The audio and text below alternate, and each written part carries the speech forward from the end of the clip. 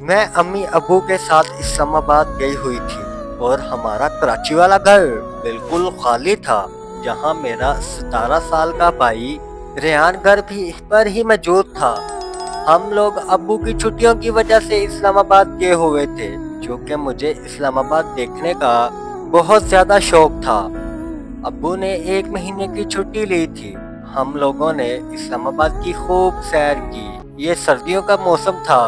ٹھنڈ کی وجہ سے میری طبیعت خراب ہو گئی تھی جس کی وجہ سے مجھے اسلام آباد کی ٹھنڈ برداشت نہ ہو رہی تھی۔ ایک شدید قسم کی سر درد اور نزلے نے مجھے جکڑا تھا۔ تب میں نے فیصلہ کیا کہ مجھے گھر جانا چاہیے، تو امی نے مجھے خالہ کے ساتھ واپس گھر بھیج دیا کیونکہ امی ابو وہاں کچھ دن تک مزید رکنا چاہتے تھے۔ رات کے تقریباً 11 بجے کا وقت تھا جب میں گھر پہنچی اور گھر کی بیل بجائی تو دروازہ پہلے سے ہی کھلا ہوا تھا۔ میں یہ دیکھ کر بہت حیران رہی کہ ریحان کس طرح اتنا غیر ذمہ دار ہو سکتا ہے۔ میرے ہاتھ رکھنے سے دروازہ کھلتا ہی چلا گیا۔ میں گھر میں داخل ہوئی تو سارا گھر بکھرا ہوا تھا۔ بھائی کے کمرے سے مجھے بولنے کی آوازیں آ رہی تھی۔ بھائی کو میرے آنے کی کوئی خبر نہیں تھی۔ میں اچانک ہی خالہ کے ساتھ گھر واپس آئی تھی۔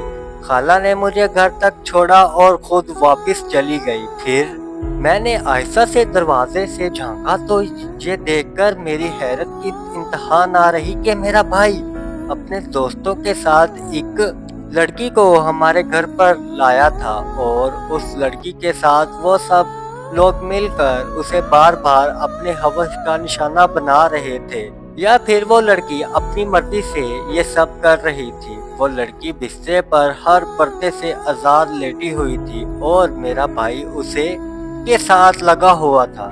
مجھے ریحان سے یہ امید ہرگز نہیں تھی۔ وہ رہنے میں تو اتنا شریف لڑکا نظر آتا تھا، مگر اس کی حرکتیں ایسی تھی کہ جیسے دیکھتے ہی میرے پاؤں تلے سے زمین نکل گئی۔ پھر میں نے بیگ اتارا۔ میں نے اس وقت وہاں جانا مناسب نہیں سمجھا چونکہ ان لڑکوں نے بہت زیادہ پی رکھی تھی۔ پھر میں کچن میں آئی اور اپنے لیے آملیٹ بنانے لگی کیونکہ مجھے زوروں کی بھوک لگی ہوئی تھی۔ پھر بھائی کے کمرے کا دروازہ ہلکا سا کھلا تو بھائی کا دوست شاویز مجھے دیکھ چکا تھا، مگر اس نے بھائی کو کچھ بھی نہیں بتایا۔ ہم دونوں نے ایک دوسرے کو دیکھا مگر میں نظریں چرا کر وہاں سے چلی گئی اور اسے یہ محسوس کروایا کہ مجھے کچھ بھی پتا نہیں ہے کیونکہ شاویز میرے بھائی کا بیسٹ فرینڈ تھا اور وہ اکثر ہمارے گھر آتا جاتا تھا۔ مجھے نہیں معلوم تھا کہ شاویز کے اندر ایک بھیڑیا چھپا ہوا ہے جو میرے وجود پر نظر گاڑے ہوا تھا اور موقع کی تلاش میں تھا، مگر رات کے اس پہر اس کا یہاں ہونا مجھے بہت عجیب لگ رہا تھا کیونکہ ابو نے میری وجہ سے ریحان کو سختی سے منع کیا ہوا تھا کہ اپنے دوستوں کو گھر پر مت لایا کرو کیونکہ ابو بہت سخت مزاج تھا اور ان آوارہ لڑکوں کو گھر میں لے کر آنا ہرگز پسند نہیں تھا۔ ابو ہمیشہ ہی مجھے یہ تحریک کرتے تھے کہ جب بھی میرا بھائی کا کوئی دوست دروازے پر آئے تو میں ہرگز دروازے پر نہ جاؤں اور اپنا دوپٹہ سر پر لوں۔ میں نے کمرے میں آ کر کھانا کھایا اور اپنا موبائل چلانے لگی۔ تب آہستہ سے میری اور دروازہ کھلا اور شاویز اندر آیا۔ شاویز بہت عجیب حالت میں تھا۔ میں اسے دیکھ کر جلدی سے اٹھ کھڑی ہوئی اور اسے کہا کہ شاویز تم باہر جاؤ، اس وقت تم اپنے ہوش میں نہیں ہو۔ شاویز نے دروازہ لاک کیا اور مجھے بیڈ پر دھکیل دیا۔ اب میرے ماتھے پر پسینہ آنے لگ گیا تھا اور مجھے شاویز سے بہت خوف محسوس ہونے لگ گیا تھا۔ میری عمر 19 سال تھی اور میری منگنی بھی میرے کزن کے ساتھ طے ہو چکی تھی۔ ہم دونوں اکثر فون پر بھی بات کیا کرتے تھے اور میرا کزن مجھے بہت زیادہ پسند بھی کرتا تھا۔ میں گریجویشن تک تعلیم حاصل کرنا چاہتی تھی جس کے بعد میری شادی طے تھی، مگر اس وقت شاویز کو اپنے سامنے دیکھ کر میرے سر پر آسمان کسی نے کھینچ لیا ہو جیسے۔ میں نے بھائی کو آواز دینے لگی مگر بھائی تو کسی اور لڑکی کے ساتھ مستی کرنے میں مصروف تھا۔ پھر شاویز مجھے بیڈ پر دھکیل دیا تو میں بے سی ہو کر بیڈ پر گر گئی۔ میں نے جلدی سے اٹھنا چاہا مگر شویز نے مجھے اٹھنے ہی نہ دیا۔ اس نے میرے دونوں ہاتھوں کو کس کے پکڑ لیا تھا۔ اب جو کچھ بھی وہ کرنا جا رہا تھا وہ میرے لیے ناقابل برداشت تھا۔ میں نے خود کو بہت چھڑانے کی کوشش کی مگر شویز بہت طاقتور تھا۔ وہ میری چیخیں چلانے سے بالکل بھی خوفزدہ نہ ہوا، چونکہ اسے پتا تھا کہ میرا بھائی اسے وقت مدہوش ہو کر کسی اور کی عزت تر کر رہا تھا، تو پھر اس کی اپنی بہن کی عزت کس طرح سے محفوظ رہ سکتی تھی۔ پھر شویز نے اپنے ساری حدیں پار کر دی اور مجھے کہیں بھی منہ دکھانے کے لائق نہ چھوڑا اور جی بھر کے مجھ سے سکون حاصل کرتا رہا اور میں بے بس ہو کر آنسو بہاتی رہ گئی۔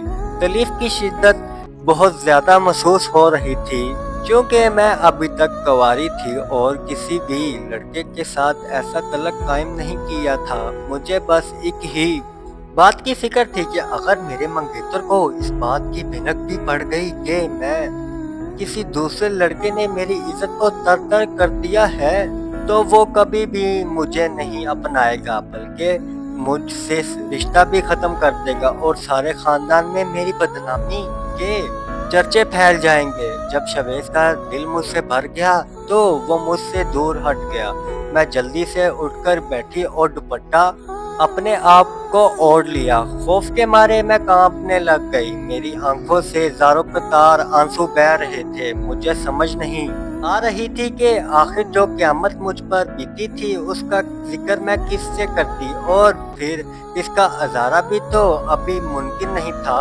شویز سارا کارنامہ سر انجام دینے کے بعد اپنے گھر جا چکا تھا اور اس لڑکی کو بھی ساتھ لے کر گیا تھا جو اس کے ساتھ آئی تھی۔ اگلی صبح میں باہر آئی تو میری آنکھیں سرخ لگ رہی تھی۔ جب میرے بھائی کی نظر مجھ پر پڑی تو وہ چونک گیا اور کہنے لگا کہ مایا تم کب واپس آئی؟